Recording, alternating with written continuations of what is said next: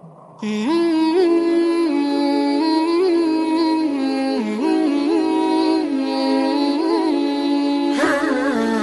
کی وہ وادی آج بھی اس کہانی کو، اس یاد کو تازہ کر رہی۔ حضرت خلیل اللہ کے ہاں اولاد نہیں ہے۔ حضرت سارہ کے بعد حضرت ہاجرہ سلام اللہ علیہا سے نکاح فرمایا، اور اللہ تعالیٰ نے حضرت ہاجرہ کے بطن سے ایک پیارا بیٹا عطا کیا جس کا نام اسماعیل رکھا۔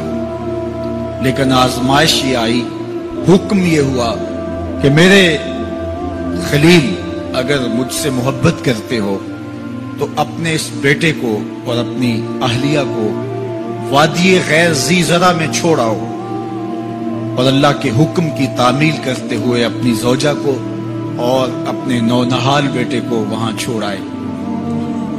پھر 13 سال کی عمر کو جب حضرت اسماعیل پہنچے تو حضرت خلیل اللہ ملنے گئے۔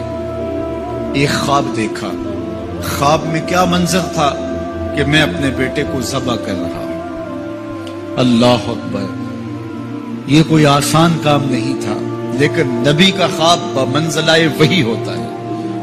ہمارے خواب شیطانی وسوسے بھی ہوتے ہیں، الجھے ہوئے خیالات کا عکس ادغاث احلام بھی ہوتے ہیں، اور ہمارے کچھ خواب اچھے بھی ہوتے ہیں۔ نبوت کا 46واں حصہ بھی خوابوں کو کہا گیا ہے، اچھے خوابوں کو۔ لیکن نبی کا خواب محض خیر پر مشتمل ہوتا ہے اور شیطان کے وسوسے کا نتیجہ نہیں ہوتا، یہ اللہ کی طرف سے نبی کو القاء کی گئی بات ہوتی ہے۔ اب حضرت ابراہیم علیہ السلام کو خواب یہ آتا ہے کہ میں اپنے بیٹے کو ذبح کر رہا ہوں، 13 سال کا نونہال بیٹا، اور بیٹا بھی وہ جو اللہ سے دعائیں مانگ مانگ کے لیا گیا۔ حکم ہے کہ اس بیٹے کو میری رضا کے لیے ذبح کرو۔ اللہ اکبر، حضرت خلیل اللہ اٹھے، بیدار ہوئے اور اس خواب کی تکمیل کے لیے آمادہ ہو گئے۔ اپنی زوجہ سے کہا، زوجہ محترمہ حضرت ہاجرہ سلام اللہ علیہا سے کہا کہ بیٹے کو تیار کر دو، دوست کی دعوت پہ لے جانا ہے۔ خلیل عربی میں دوست کہتے ہیں، اور اللہ نے حضرت ابراہیم کو خلیل اللہ اپنا دوست قرار دیا تھا، تو کہا دوست کے بلاوے پہ جانا ہے، دوست کی دعوت پہ جانا ہے، تو بیٹے کو تیار کر دو۔ حضرت ہاجرہ شہزادے کو تیار کر دیتی ہیں، مانگ سجاتی ہیں، تیل لگاتی ہیں، خوبصورت کپڑے پہناتی ہیں۔ بیٹا تیار ہوتا ہے اور باپ اپنے بیٹے کو لے کر کے منا کی وادی کی جانب بڑھتا ہے۔ شیطان سمجھا کہ یہ موقع کتنا نازک ہے، اور اگر یہ قربانی ہو گئی تو قیامت تک آنے والے لوگوں کے لیے یہ نمونہ ہوگی، اتنا بڑا ایثار۔ تو حضرت ابراہیم کے پاس پہنچا اور کہا، اے خلیل، اے ابراہیم، اللہ کو راضی کرنے کے اور تھوڑے موقع ہیں اور تھوڑے ذریعے ہیں، ضرور بیٹے کو ہی ذبح کر کے اللہ راضی ہوتا ہے؟ تو حضرت خلیل اللہ نے کنکر اٹھا کے اس کو مارتے ہوئے کہا، بھاگ جائے یہاں سے، میری گود میں ایک اسماعیل ہے، اگر 1000 اسماعیل بھی ہوتے رب کے حکم پہ قربان کر۔ حضرت اسماعیل کے پاس آیا، تمہارا باپ تمہیں کہاں لے کے جا رہا ہے؟ کہا دوست کی دعوت پہ، ان کے دوست نے بلایا ہے، اس دعوت پہ ہم جا رہے ہیں۔ کہا نہیں نہیں، تمہیں ذبح کرنا چاہ رہا ہے اور اس کو اللہ کا حکم سمجھ رہا ہے۔ تو آپ نے بھی پتھر اٹھا کے مارا، کہا ہٹ جا میرے راستے سے۔ اسماعیل کے بدن میں ایک جان ہے، لو لو میں بھی جان ہوتی، رب کے حکم پہ قربان کر دے۔ ماں کی ممتا بڑی کمزور ہوتی ہے، اولاد کے لیے اس کے جذبات بڑے حساس ہوتے ہیں۔ تو سیدہ ہاجرہ کے پاس آ پہنچا، کہا ہاجرہ، شہزادہ کدھر ہے؟ کہا کہ باپ بیٹے کو لے کر کے دوست کی دعوت پہ گیا ہے۔ کہا کہ وہ تو ذبح کرنے لے جا رہا ہے۔ کہا کوئی سوچ کے بات کر، وہ بیٹے کو ذبح کرے گا جس کو اللہ سے مانگ مانگ کے لیا، بڑھاپے کا سہارا، عصائے پیری، راتوں کے رت جگے، سسکیاں، آہیں اور دعائیں اور التجائیں اور تمنائیں اللہ کے حضور کر کر کے رب سے مانگ مانگ کے بیٹا لیا، اور اس کو اپنے ہاتھوں سے ذبح کر دے گا؟ بیٹا تو نالائق بھی ہو تو کوئی باپ اسے ذبح نہیں کرتا. یہ بیٹا، اس کی آنکھوں میں تو نور اور چمک اور روشنی نبوت کی نظر آ رہی ہے، بھلا باپ کیسے ذبح کرے گا؟ تو کہا وہ اسے اللہ کا حکم سمجھ رہا ہے. کہا اچھا؟ کہا ہاں. تو حضرت حاجرہ نے کہا ظالم تو کہیں شیطان تو نہیں ہے؟ میری گود میں آج ایک اسماعیل ہے، اگر رب کا حکم ہے تو 1000 اسماعیل بھی ہوتا تو قربان کر. ماں کی ممتا پہ قربان جائیے، بیٹے کی وفاداری پہ قربان جائیے، اور باپ کی اللہ کے حکم کی تعمیل اور ایثار کے جذبوں پہ قربان جائیے. جب وادی منا میں پہنچے تو حضرت اسماعیل علیہ السلام کو حضرت خلیل اللہ نے کہا یا بنیا، اے میرے بیٹے. کتنا دل آویز لہجہ ہے، کتنا پیار ٹپک رہا ہے. اے میرے بیٹے، میں نے خواب دیکھا ہے. خواب کیا دیکھا ہے؟ کہ میں یہ خواب دیکھ رہا ہوں کہ میں تجھے ذبح کر رہا ہوں. فانظر ماذا ترا، اب تو بتا تیری رائے کیا ہے. باپ بیٹے سے کہے کہ میں تمہیں ذبح کر رہا ہوں تو بیٹے کا انداز کیا ہوگا؟ آج تو باپ کسی بیٹے کو زیادہ محبت سے نواز دے تو دوسرے بیٹے شکایت کو نہ ہو جاتے ہیں کہ ہمارا باپ ظالم ہو گیا ہے. کسی وجہ سے کسی کو ترجیح دے دے، اپنے مال میں سے کسی کو کچھ زیادہ دے دے، اور وہ اس کا اختیاری مال ہو، لیکن اس کے باوجود بھی وہ اپنے چچاؤں کو، عزیزوں کو، رشتہ داروں کو کہتے ہیں جناب ہمارا باپ منصف نہیں رہا، ہمارا باپ زیادتی کر رہا ہے. یار یہاں باپ بیٹے کو کہہ رہا ہے کہ بیٹا میں تجھے ذبح کر رہا ہوں. بیٹے کے تیور نہیں بدلتے. یہ فیضان نظر تھا یا کہ مکتب کی کرامت تھی؟ سکھائے کس نے اسماعیل کو آداب فرض؟ باپ نے کہا بیٹا میں تجھے ذبح کر رہا ہوں. بیٹے کا دل آویز جواب سنیے. بیٹا سر جھکا دیتا، امتثال امر تھا، حکم کی تعمیل تھی. بیٹا کہتا جی جیسے آپ کی مرضی، یہ بھی امتثال امر تھا. بیٹا خاموشی سے جھک جاتا، یہ بھی امتثال امر تھا. گردن رکھ دیتا، یہ امتثال امر تھا. بیٹا کہتا جی جیسے آپ چاہیں، امتثال امر تھا. لیکن بیٹے نے جو جواب دیا قیامت تک اس کو بھی سنہری حروف سے لکھا جائے گا. باپ نے کہا بیٹا میں تجھ کو ذبح کرنا چاہ رہا ہوں. جواب کیا آیا؟ یا آباتے، اے میرے ابو. ذرا دیکھیے باپ کا یہ کہنا کہ میں تمہیں ذبح کر رہا ہوں، اس کے جواب میں تیور نہیں بدلتے. چہرے پر جلال اور غصہ اور عجیب سی کیفیت پیدا نہیں ہوتی کہ میرے باپ آپ کیا بول رہے ہیں. لیکن جب باپ بولا بیٹا میں تجھ کو ذبح کرنا چاہ رہا ہوں تو فرما بردار بیٹا کیا بولتا؟ یا آباتے، اے میرے باپ. اللہ اکبر. تم تو ذبح کرنا چاہتے ہو. یا آبا تفعل ما تؤمر، ابو ذبح کیا ہے جو کرنا ہے کیجئے. یہ نہیں کہا کہ ذبح کرنا چاہتے ہیں ہاں ذبح کر لیجئے. ذبح کا جواب ذبح سے دینا یہ مکمل فرما برداری تھی. باپ کہتا یا آبا، یا بنیا، اے میرے بیٹے میں نے خواب دیکھا میں تجھے ذبح کر رہا ہوں. تو بیٹا کہتا ہاں مجھے ذبح کر لیجئے. یا آبا تذبح، ہاں مجھے ذبح کر لیجئے. لیکن بیٹا یہ نہیں کہتا کہ ذبح کر لیجئے. ذبح کا جواب ذبح میں نہیں کہا بلکہ جواب 2 قدم آگے بڑھ کے دیا. یا آبا تفعل ما تؤمر، ماں میں عموم ہے. ابو ذبح کیا جو بھی کرنا ہے کیجئے. رہی بات میری گردن پہ چھری چلے گی، بدن تو تڑپے گا، لیکن ستاجدونی انشاءاللہ من الصابرین. میرے رب نے چاہا تو صبر کر کے دکھاؤں گا. اگر رب کے حکم کی تعمیل میں نونہال بیٹے کی گردن پہ چھری رکھنے کا عزم اور ایثار کی یہ کہانی آپ رقم کرنے جا رہے ہیں تو آپ میرا منظر بھی دیکھیں گے کہ میں تڑپوں گا بھی نہیں. یا ابا تفعل ما تؤمر ستجدنی انشاءاللہ من الصابرین. آپ دیکھیں گے میں صبر کر کے دیکھوں. فلما اسلم وتلہ للجبین، قرآن بتاتا ہے جب دونوں راضی ہو گئے. کس بات پہ راضی ہو گئے؟ فلاں نمبر کی گاڑی خرید لیں، فلاں بنگلہ خرید لیں، فلاں فیکٹری خرید لیں. باپ اور بیٹے نے یہ طے کیا نہیں. باپ ذبح کرنے پہ راضی ہو گیا اور بیٹا ذبح ہونے پہ راضی ہو گیا.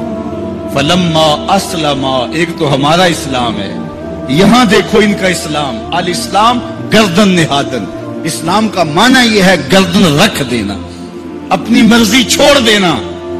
فلما اسلما، جب دونوں نے گردنیں رکھ دی، دونوں نے اس جو ہے وہ یہ طے کر لیا، باپ نے ذبح کرنے کا طے کر لیا، بیٹا نے ذبح ہونے کا طے کر لیا۔ وَتَلَّهُ لِلْجَبِينِ، اور باپ نے بیٹے کو پیشانی کے بل لٹایا۔ اس پر دو قول ہیں، تَلَّهُ لِلْجَبِينِ، پیشانی کے بل یوں لٹایا کہ الٹا لٹایا تاکہ پیچھے سے ذبح کریں، بیٹے کا من موہنا چہرہ سامنے نہ ہو، ذبح کرنے میں رکاوٹ نہ بن جائے۔ کوئی بیٹا معمولی تو نہیں، اس کی پیشانی میں نبوت کے اجالے چمک رہے، تو بیٹے کو لٹا دیا اور الٹا لٹایا، تَلَّهُ لِلْجَبِينِ، پیشانی کے بل لٹایا۔ لیکن مفسرین کی ایک جماعت نے کہا نہیں، الٹا نہیں لٹایا۔ تو تَلَّهُ لِلْجَبِينِ کا معنی کیا ہوا؟ جس طرح ہم آپ جانور کو ذبح کرتے ہیں تو اس کی گردن کو خم دے کے پیچھے زمین پہ لگا دیتے ہیں تاکہ اس کی رگیں تن جائیں اور گردن کھل جائے اور چھری پھیرنے میں آسانی ہو اور جلدی سے جو ہے وہ رگیں کٹ جائیں۔ کہا کہ بیٹے کی ریشم جیسی نازک گردن کو موڑ کے پتھر پر پیشانی کو لگایا۔ اللہ اکبر! بیٹے کو رسیوں سے باندھا ہوا تھا اور اپنی آنکھوں پہ پٹی باندھی ہوئی تھی، اور یہ بیٹے نے کہا تھا ابو مجھے رسیوں میں جکڑ لیں، شدت کی درد ہوگی، کہیں تڑپ نہ جاؤں، اور ایسا نہ ہو کہ رب کے حکم کی تعمیل میں آپ کو تاخیر نہ ہو۔ تو باپ نے اپنے ہاتھوں سے اپنے بیٹے کو جکڑا تھا، لیکن جو ہی چھری پکڑ کے باپ بیٹے کو ذبح کرنے لگا، بیٹے نے آواز دی ابا جان رک جائیے۔ کیوں بیٹا، پروگرام تبدیل ہو گیا؟ کہا نہیں، یہ میری رسیاں اتار دیجیے۔ بیٹا کیوں اتاروں، خود تو کہا تھا مجھے رسیوں سے جکڑ لو۔ ابا جان میری رسیاں اتار دیجیے، کہیں کل کا مورخ یہ نہ لکھے باپ ذبح کرنا چاہتا تھا، بیٹا ہونا نہیں چاہتا تھا، باپ نے باندھ کے کیا۔ کھول دیجیے رسیاں، نہیں تڑپوں۔ اللہ اکبر! رسیاں کھول دی جاتی ہیں۔ کائنات نے ایسا منظر کبھی دیکھا نہیں تھا، چشم فلک نے ایسا نظارہ کبھی کیا نہیں تھا۔ منا کی وادی ہے، فولاد جیسے پگھلے ہوئے پہاڑ ہیں، آسمان سے فرشتے بھی جھک جھک کے حورے غلمان اور رضوان جنت بھی دیکھ رہے ہیں۔ مالک قیامت آنے والی ہے۔ کہا فرشتوں تم نے کہا تھا انسان کو خلیفہ بنایا جا رہا ہے، یہ تو لڑائی کریں گے، سجدے تو ہم کریں گے، ذرا میرے بندے کی اس انوکھی ادا کو بھی تو دیکھ۔ لاؤ سارے سجدے، اپنے قیام لاؤ، اپنے رکوع اور اپنے سجود لاؤ، اور میرے بندے کے اس جذبہ ایثار کے مقابلے میں رکھو۔ اللہ اکبر! حضرت خلیل اپنے نونہال بیٹے کو فلما اسلما وتلہ للجبین، قرآن نے منظر نگاری کی ہے کہ جب باپ بیٹا راضی ہو گئے، باپ ذبح کرنے پہ راضی ہو گیا، منا کی وادی ہے، کوئی تیسرا شخص نہیں ہے، پگھلے ہوئے پہاڑ ہیں، آسمان کا منظر ہے، ہاتھوں میں چھری پکڑی ہے، زمین تھررانے لگی، عرش کانپنے لگا، وادی پہ راشا تاری ہے، سورج سے یہ منظر نہیں دیکھا جا رہا، کارکنان قضاء و قدر کی چیخیں نکل رہی ہیں، مالک یہ کیا ہونے جا رہا ہے؟ کہا ذرا میرے بندے کی ادا تو دیکھو۔ پھر ہاتھوں میں چھری پکڑ کے آنکھوں پہ پٹی بندھی ہے اور نونہال لیٹا ہے، اور پیشانی موڑ کر کے، گردن موڑ کر کے پیشانی زمین پہ لگائی، اور تنی ہوئی رگوں پر حضرت خلیل اللہ نے جب چھری پکڑ کے چھری کو پوری ہمت کے ساتھ بیٹے کو ذبح کرنے کے لیے جنبش دی۔ چھری تو جنبش کرتی ہے لیکن ایک بال بھی نہیں کٹتا۔ چھری کو زمین پہ مارا، زمین میں دھنس جاتی ہے۔ لما تقطعی یا سکین، چھری کاٹتی کیوں نہیں؟ تیرا کام تو کاٹنا تھا۔ آواز آئی الخلیل یامرنی والجلیل ینہانی، خلیل کاٹنے کا کہتا ہے، رب جلیل کہتا ہے خبردار ایک بال بھی کاٹا تھا۔ کہا چھری تیرا کام تو کاٹنا تھا، حضرت آگ کا کام بھی تو جلانا تھا، جس نے آگ کو جلانے سے روکا تھا آج اسی کا حکم میرے نام بھی ہے کہ ایک بال بھی نہیں کاٹنا۔ اس سے راستہ اختیار کیا جا سکتا تھا نکلنے کا، میں نے تو چھری چلائی، اب کیا کروں؟ چھری نے کام نہیں کیا، شکر ہوا بیٹا بچ گیا، لیکن نہیں، خلیل سمجھے شاید کوئی دل میں نرمی پیدا ہوئی تو رب نے چھری کو روک دیا، چھری کو پھر پتھر پہ رگڑا، تیز کیا، اور چھری کی نوک کو نازک گلے پہ رکھ کے پورا وزن ڈال دیا، گلا کٹ گیا، خون بہنے لگا۔ حضرت خلیل خوش ہو گئے، کتنا مشکل کام تھا، بیٹے کو ذبح کرنا، میں کر دیا۔ جلدی سے آنکھوں سے پٹی کھولی تو کہا، دیکھا کیا کہ منظر بدلا ہوا تھا۔ بیٹا سمجھ کے جسے ذبح کیا تھا وہ بیٹا نہیں تھا، وہ دمبا تھا۔ اور حضرت اسماعیل پاس کھڑے مسکرا رہے تھے۔ بے ساختہ زبان سے نکلا اللہ اکبر، تو حضرت اسماعیل بولے لا الہ الا اللہ واللہ اکبر۔ پاس کھڑے جبریل جو دمبا لے کے آئے تھے بولے اللہ اکبر وللہ الحمد۔ ادھر سے آواز آئی وَنَادَيْنَاهُ أَن يَا إِبْرَاهِيمُ قَدْ صَدَّقْتَ الرُّؤْيَا إِنَّا كَذَلِكَ نَجْزِي الْمُحْسِنِينَ۔ ادھر سے آواز آئی جس سے پہاڑ کی وادی گونجنے لگی، اے ابراہیم تو نے واقعی خواب پورا کر دکھایا۔ وَنَادَيْنَاهُ، سب مترجمین نے اس کا ترجمہ یہ کیا ہے، واو حالیہ ہے، یہ طلباء جانتے ہیں۔ اس حال میں ہم نے ندا دی۔ حال کیا تھا کہ دمبا ذبح پڑا ہوا تھا، حضرت اسماعیل مسکرا رہے تھے، جبریل پاس کھڑے تھے۔ جبریل کا پاس کھڑا ہونا اس بات کی دلیل تھی کہ یہ دمبا وہ لے کے آئے ہیں، اور ان کا مسکرانا یہ ساری کہانی بتا رہا تھا۔ تو حضرت ابراہیم علیہ السلام نے جب یہ منظر دیکھا تو یقین تو ہو گیا کہ یہ رب کی طرف سے انتظام ہے، جبریل لے کے دمبا کھڑے ہیں، تو یہ یقین تو تھا، لیکن مزید تیقن پیدا کرنے کے لیے اللہ کی وحی اترنے لگی اور حضرت خلیل کا دل باغ باغ ہو گیا۔ وَنَادَيْنَاهُ، اس حال میں جب دمبا ذبح پڑا تھا، اسماعیل خوشکن مسکرا رہے تھے، خوبصورت ہنسی ہنس رہے تھے، مسکرا رہے تھے، اور حضرت جبریل بھی مسکرا رہے تھے۔ تو اس حال میں ہم نے ندا دی، ابراہیم تو نے واقعی خواب پورا کر دکھایا۔ سب نے یہ ترجمہ کیا، اس حال میں ہم نے ندا دی، کیونکہ واو حالیہ ہے۔ لیکن ٹھنڈ نہیں پڑتی تھی، ٹھنڈ تب پڑی جب کنز الایمان کھولا، تو میرے امام نے اس کا جو ترجمہ کیا آپ اشش کر اٹھیں گے۔ سب نے کہا اس حال میں ہم ندا دی کہ اے ابراہیم تو نے واقعی خواب پورا کر دکھایا۔